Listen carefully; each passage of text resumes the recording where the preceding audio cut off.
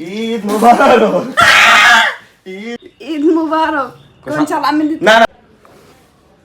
Hello everyone, আসসালামু আলাইকুম। কি অবস্থা সবার, কেমন আছেন সবাই? আমি সিফাত ফ্রম সিফু ভাই।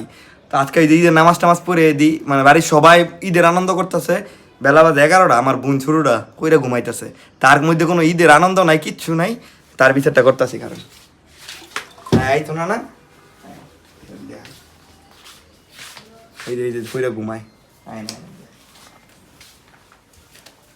এই তো গো, এই তো ঈদ মুবারক, ঈদ মুবারক, ঈদ মুবারক, ঈদ মুবারক, ঈদ মুবারক, ঈদ মুবারক।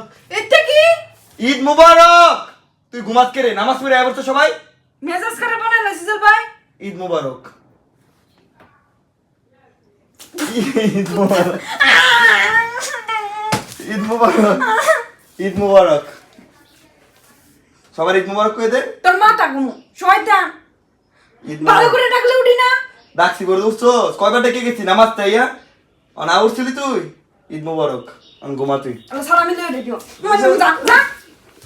উড়ে তো ভুল করছি রে, উড়ে আমি ভুল করলে এলাকায় সালামি করতে দিমু। দেখছিস ভিজে কি করছস? যা ওঠ। সালামি দে। এই যে দেখতে পাচ্ছেন, এইভাবেই মানুষকে উঠাইতে হয়। ঘুম থেকে পানি দিলেই ঠাস ঠাস করে পানি দিবেন, ঠাস ঠাস করে উঠতে পারবো। দিয়ে দে আয় ওরা বল ঈদ মুবারক।